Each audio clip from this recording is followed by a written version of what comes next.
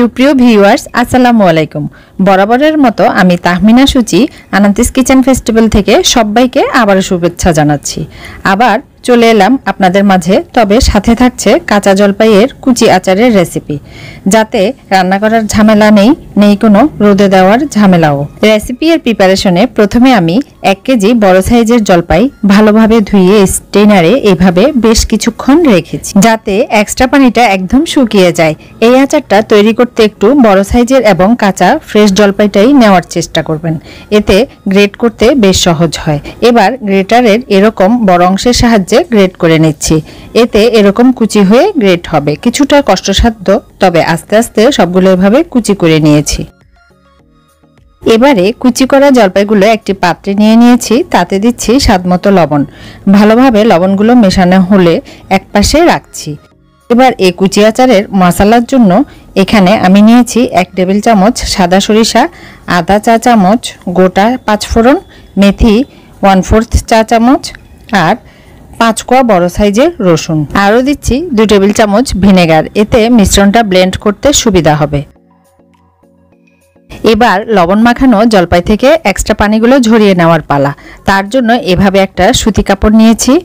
এবার এটা থেকে চেপে যতটা সম্ভব পানিটা বের করে নেব। এই পর্যায়ে পানি ঝরানো জলপাইগুলো একটি বাটিতে নিয়ে নিচ্ছি। এটা বেশ ঝরঝরে, যেহেতু আচারটা সংরক্ষণ করব তাই এতে চেষ্টা করবেন এ পর্যায়ে আর কোনো হাত না লাগাতে। এবারে প্রথমে অ্যাড করছি সরিষার পেস্ট করা মশলাগুলো, সাথে যাচ্ছে 1 চা চামচ লাল মরিচের গুঁড়া, আধা চা চামচ হলুদ গুঁড়া, 2 টেবিল চামচ চিনি, 1/3 কাপ সরিষার তেল। অবশ্য পরে আমি আরও কিছুটা তেল দেব। আরও যাচ্ছে বিট লবণ স্বাদ মতো। এবার সবকিছু মেশাতে থাকবো, এতে চিনি গলে আচারটা বেশ জুসি হবে। মেশানোর এ পর্যায়ে আরও দিচ্ছি 1 চা চামচ কাসুন্দি। এটা অপশনাল, তবে এটা দিলে স্বাদটা বেশ বাড়ে।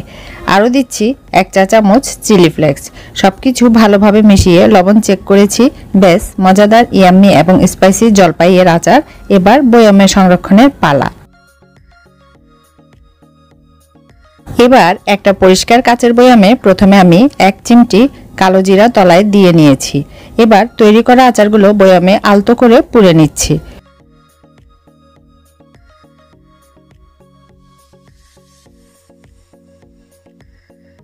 উপর থেকে আরও 1 চিমটি কালো জিরা দিয়ে নিয়েছি। এবার উপর থেকে ছড়িয়ে দেব বেশ খানিকটা সরিষার তেল, যেন আচারগুলো ডুবে যায়। ব্যাস তৈরি হয়ে গেল কম ঝামেলার মজাদার জলপাইয়ের কুচি আচার। এটা ফ্রিজের নরমাল চেম্বারে 5-6 মাস পর্যন্ত ভালো থাকবে।